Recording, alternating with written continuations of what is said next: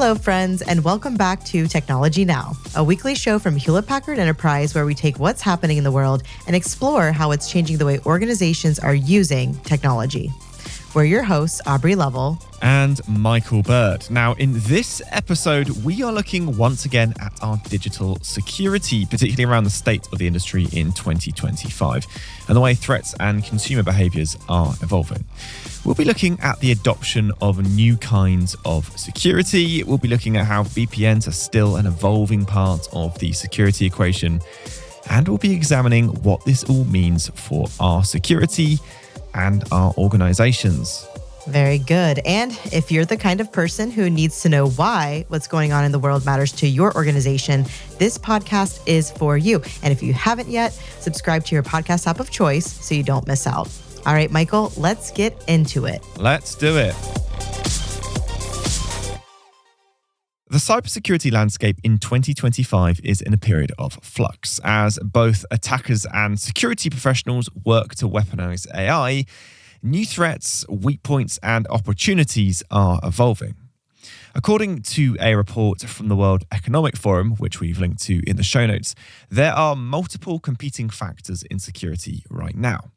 Escalating geopolitical tensions, more complex supply chains leading to a more unpredictable risk landscape, the continued adoption of emerging technologies like AI, and somewhat ironically, the ever-changing landscape of international security regulations intended to keep us all safe, which is making it hard for organizations to keep up. And that's before we talk about the digital skills gap and cyber inequality causing a two-tier security landscape, which the report also mentions. Now, it's an interesting time to be in cybersecurity. And yes, the word interesting is doing a lot of heavy lifting here. So to help us unravel things, we're joined by Jaye Tillson, Field CTO and Distinguished Technologist at HPE. Jaye, welcome to Technology Now. Thank you. Thank you for having me back on. So, Jaye, we're approaching the end of the first quarter of 2025. What is the current state of play in the cybersecurity field? I think that's a really good question. So I think that the factors that were on people's minds last year are things like ransomware and insider threat and really the risk of VPNs. And we spoke about that on the show before.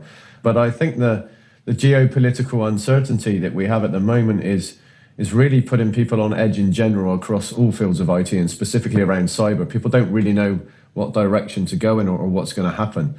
There's obviously conversations around tariffs and stuff like that and pricing and budgets and all those kind of things. So I think the hot topics right now are very similar to what they were last year. I still think ransomware is on people's minds, the risk of insider threat, and more really the risk of VPN. And are we seeing an increase or a decrease in the types of threats, attacks happening around the world? We are definitely seeing an increase. The attacks are becoming more sophisticated. I think people are specifically pinpointing VPNs. There's a lot going on at the moment with specific hacking groups that are targeting legacy kind of SSL VPNs. And the attacks are becoming more and more sophisticated. I think with the rise of AI, it's become easier for people to come up with more sophisticated attacks. It's easier and quicker. And so we're definitely seeing a rise in that. We are seeing the targets of ransomware move a little bit from specific verticals that are maybe becoming a bit more protected because they were the target before. So once you become a bit more protected, then the attackers just focus their attention on the people that are less protected. So we are seeing a shift across verticals. But I still see a rise in ransomware and attacks against VPNs. So those organizations that are on older technology, older systems, older software, they are more susceptible, or right now they're more susceptible to coming under attack. Yeah, I like to use the analogy of walking along the street. If you're a car thief, you're going to look at the cars that are older and have the old-fashioned alarm systems, or even the ones that are unlocked. And if you see a car that's unlocked, even if it may be cheaper than a car across the street that's more valuable, it may be very easy to go after those low-hanging fruit. And right now, that appears to be VPNs. I suppose once you can get into a VPN, your access to systems can be quite impactful to an organization. There's really two main concerns around VPNs. One is being able to break straight in the front door. So for instance, legacy VPNs run on hardware and that hardware sits on the internet and there are ports open. So you can either just break in because it's sitting there and it's exposed, or you can jump onto the back of the VPN, i.e. get into the user's machine and traverse through that tunnel. Both of those attacks are quite prevalent. A lot of the legacy VPNs are based on the same kind of technology, SSL VPNs. And if you can compromise one of them, because they all run very similar ways, then you can get into almost all of them. And if you know there's a vulnerability, but there's not a patch for it, presumably you still need to, users will still need VPN access. So you've got to make a decision there. Yeah, funnily enough, I have spoken to some companies recently that have got vulnerabilities in their VPN, and they've actually decided to shut the VPN down completely and enforce that all of their users coming back into the office every day.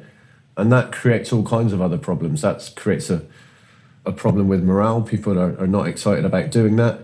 Obviously, the IT team then have people pointing fingers at them and saying, we're having to do this because your technology's failed, et cetera, et cetera. So it creates a whole wide raft of other problems.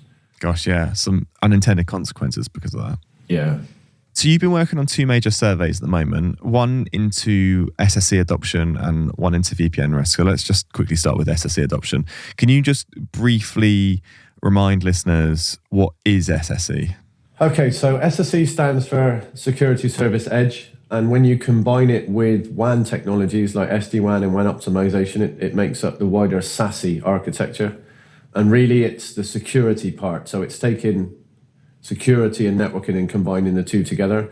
And SSE is made up of a number of other tool sets or architectures such as CASB, Cloud Access Security Broker, Secure Web Gateway, and ZTNA, which is really the new version of remote access, so zero trust network access. Got it. Okay, so can you tell me a little bit more about the survey then? Yeah, so the survey, we've done several years in a row now. So this is the third year we've done it. And it's done with a third party called Cybersecurity Insiders. It's a number of questions. I think it's around 20 questions. And we ask a bunch of people simple questions like, what is the size of your company? What are your security team's priorities? Those kind of things to kind of set the scene. And then we dig more into how are you going about adopting SASE? Why are you adopting SASE? What is critical around it? Are you adopting SSE? What do you believe are the key components of SSE that you are starting with? Do you see it as an architecture or not? What are your business benefits? The aim of the survey really is to gather understanding ourselves, but also for other people to see what their peers are doing and how they are doing it, what's working well, what's not working so well. And what have been the main findings from the survey?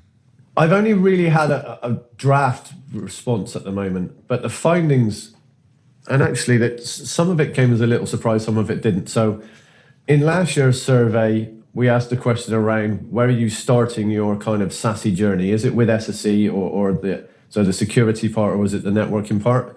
And it was 57% to 42% were starting with SSE. This year it's increased to 59%. So more people are going on this SASE journey starting with SSE. It's also gone up as well in regards to the number of people adopting SSE. So it's gone up from 69% of respondents to 79% of respondents are going to be adopting SSE. But I think really the real shock for me was budget.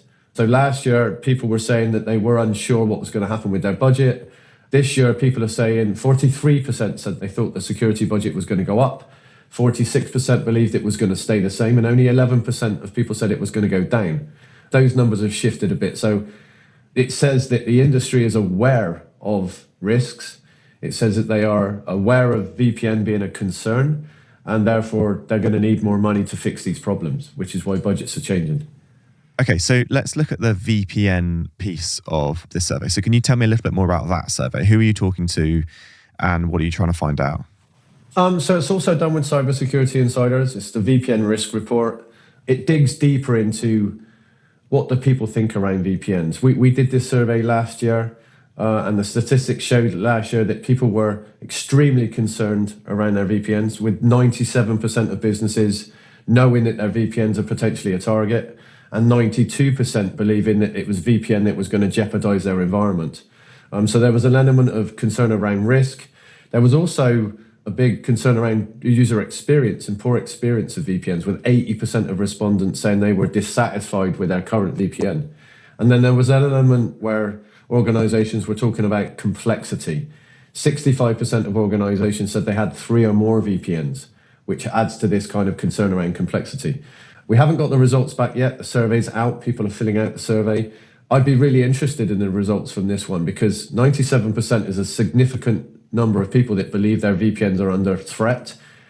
And that number, I mean, I honestly think that number could go higher. It could even be 100%. I definitely think this is an interesting survey that's going to come out, and I think those risks definitely will be higher.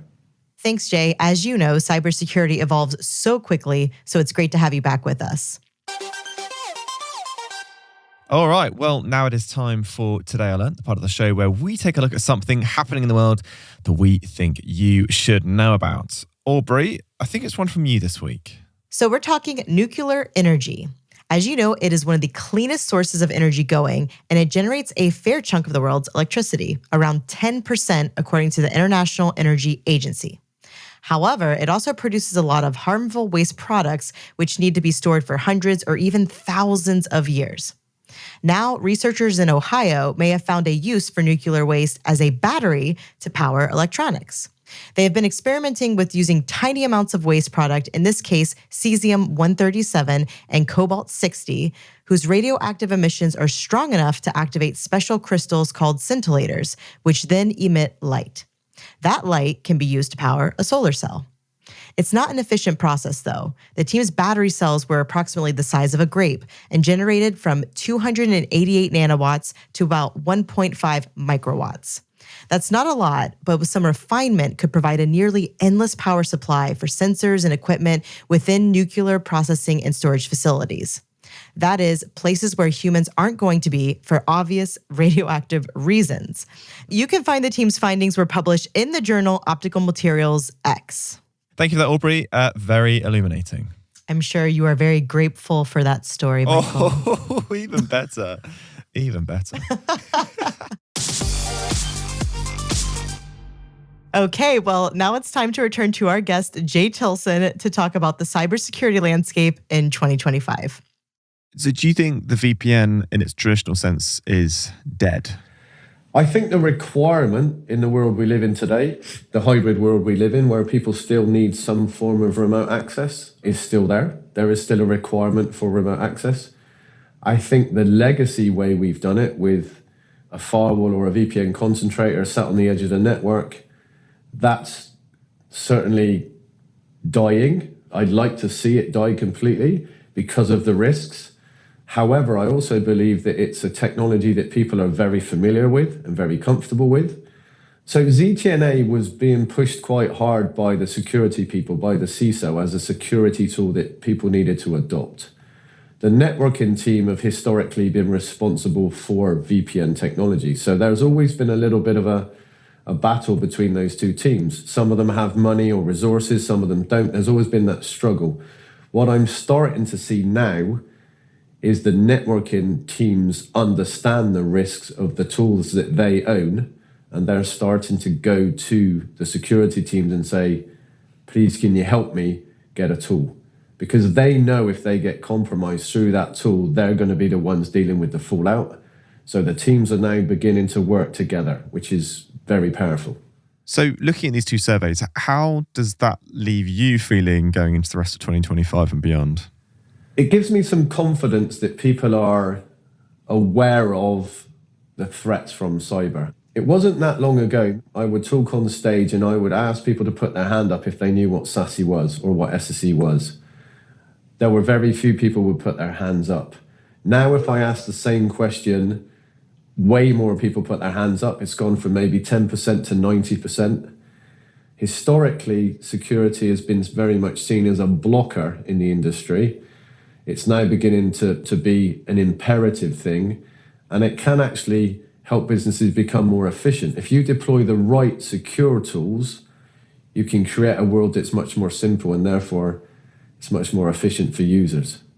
Jaye, do you think as a whole, organizations are prepared for today's security threats? And I say that very aware that the geopolitics around us is changing and changing quite rapidly. And so I'm guessing, or I'm going to assume that security threats are also potentially changing and potentially changing quite rapidly.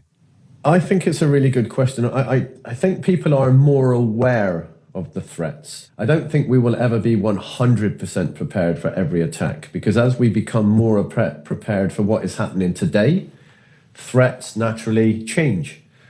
Ransomware has been that biggest concern for a large period of time. I think we are, or the industry is more aware of the ways in which they can protect themselves. And also, Zero Trust very much talks about assume breach. And people used to talk about, I'm never going to be breached, I'm secure. People's mindset is changing now so that they will do absolutely everything they can to be protected, but also they are being much more proactive in planning for when they do get compromised, how do we recover? So those two have to go hand in hand, because as I've said, I think as we start to be more protected, the attackers will change their focus. So we need to just be aware of how do we recover if something does happen. Yeah.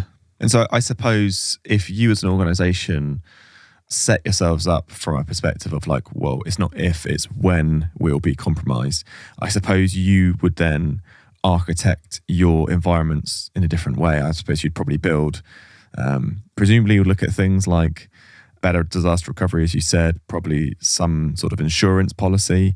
Zero Trust very much talks around segmenting people's environments, whether that's segmented the hybrid workforce using something like ZTNA or whether it's using microsegmentation on-prem.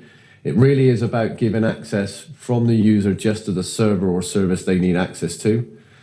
So therefore, inherently, the attack vector is smaller, the attack surface is smaller because of that segmentation. But yes, people are starting to talk about backup and recovery. They're going through playbooks to protect themselves, or at least understand if they do get attacked, who needs to know? Who do we need to tell? How do we react to this? What is our strategy for recovering? So although people are kind of segmenting their environments and reducing that attack surface, they are also being prepared for recovery if it does happen. Let me wrap up then. Why should organizations be paying attention to the results of surveys like this? One of the things that I always found really useful when I was on the customer side was understanding what other people in the industry are doing. What is working well? What isn't working so well? Why are they doing things? Why are they moving in a certain direction? Zero Trust it's not a want anymore, it's a need. You have to do it because of regulation, because of the cyber environment we live in. So really anything that can help people move in that direction is good. It's a relatively new concept, so very few people have done it successfully today. So learning how people are taking steps in that direction from people that have done it, I think is really useful for everybody. So that's why I think these surveys are important. Thanks so much, Jaye. It's been great to talk to you again, and you can find more on the topics discussed in today's episode in the show notes. Okay, well, we're getting towards the end of the show, which means it's time for This Week in History, a look at monumental events in the world of business and technology, which has changed our lives. Michael, what do you have for us today? Well, the clue last week was it's 1930 and this celestial discovery caused a small stir. Did you get it, Aubrey? I don't think we did. I don't think we did either. It was the discovery of Pluto, which was announced this week 95 years ago. Now, Pluto was discovered by Clyde Tombaugh, a Kansas farm boy with no formal scientific training, but a passion for building telescopes and searching the night sky, which had earned him a job at the Lowell Observatory in Arizona. Now, Clyde's job was to search for Planet X, a theorized Neptune-sized planet orbiting far outside the known solar system. Planet X was never found, though some theories still support its existence. However, after months spent in an unheated observatory, painstakingly observing photos of the night sky for any noticeable movements suggesting a planet, Clyde found a dot. And the dot was moving, suggesting an orbit, and it was exactly where Planet X was thought to be. That dot was Pluto. It wasn't Neptune-sized. It had just 0.002 the mass of Earth, but it was definitely there. Unfortunately, and Aubrey, you might remember this when you're at school, as I do, Pluto was relegated to a dwarf planet status in 2006, and all the charts we had on all the walls at school had to sort of be black marked out. Anyway, for some of us, it holds a special place. It's a planet in all of our hearts. Long live Pluto. Gone but not forgotten. Amazing. Thanks, Michael. And the clue for next week, it's 1903, and this discovery was certainly a hot one. Huh. Okay. Maybe star related, I'm not sure. We'll have to find out. Fun next week. Indeed. And that brings us to the end of Technology Now for this week. Thank you to our guest, Jaye Tillson, Field CTO and Distinguished Technologist at HPE. And to you, our audience, thank you so much for joining us. Technology Now is hosted by Aubrey Lovell and myself, Michael Bird. And this episode was produced by Sam Dattapolan and Lincoln Thunder Vesthazen, with production support from Harry Morton, Zoe Anderson, Alicia Kempson-Taylor, Alison Paisley, and Alyssa Mitri. Our social editorial team is Rebecca Wissinger, Judy Ann Goldman, Katie Guarino, and our social media designers are Alejandra Garcia and Ambar Maldonado. Technology Now is a Lower Street production for Hewlett Packard Enterprise, and we'll see you at the same time, the same place next week. Cheers.